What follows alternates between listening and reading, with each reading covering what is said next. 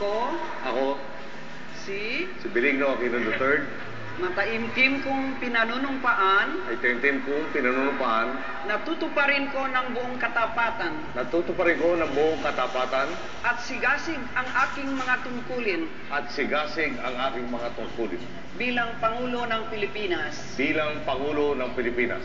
pangangalagaan at ipagtatanggol Pangangalagaan at ipagtatanggol ang kanyang konstitusyon, ang kanyang konstitusyon, ipatutupad ang mga batas nito, ipatutupad ang mga batas nito, magiging makatarungan sa bawat tao, magiging makatarungan sa bawat tao, at itatalaga ang aking sarili at tatalaga sa aking sarili sa paglilingkod sa bansa. sa paglilingkod sa bansa.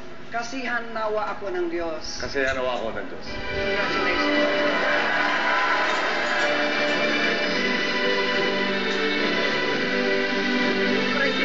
Formal na presidente na po si President Noynoy Aquino. Presidency is destiny. Nasaksihan natin yan ngayong umaga. Marami mga aga-aga, marami mga puro-puro, haka-haka na hindi po mangyayari ang araw na ito. Ngunit taliwas mga kaibigan sa lahat ng iyon, nangyayari na po, nangyari na ang pagpasok ng bagong administrasyon pagkatapos po ng 9 na taon, 5 buwan at 10 araw na panunungkulan ng nakalipas na administrasyon. Ngayon po may 21 gun salute no, na ibinibigay after the oath-taking. Yan po yung naririnig nyo ngayon.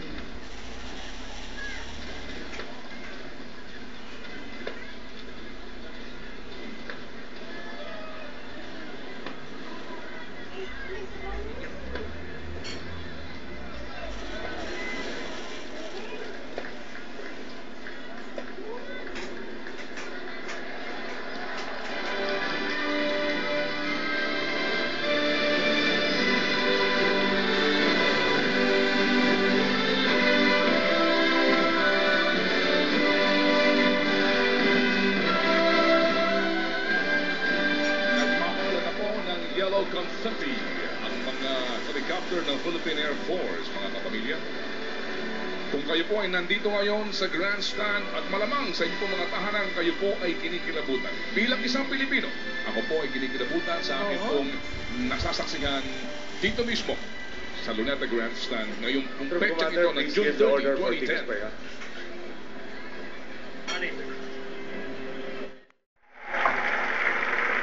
My parents sought nothing less and died for nothing less than democracy, peace, and prosperity. I am blessed by this legacy. I shall carry the torch forward. Layunin ko na sa pagbaba ko sa katungkulan, masasabi ng lahat na malayo na ang narating natin sa pagtahak ng tuwid na landas. At mas maganda na ang kinabukasang ipapamana natin sa susunod na henerasyon.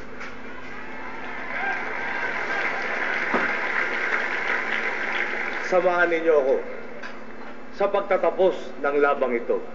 Tayo na sa tuwid na landas. Maraming salamat po at mabuhay ang sambayanang Pilipino. Buhay po! Maraming salamat sa ating bagong Pangulo, Benigno Noynoy Aquino III. Mga pamilya, ating pong tunghayan ang ulat mula doon mismo sa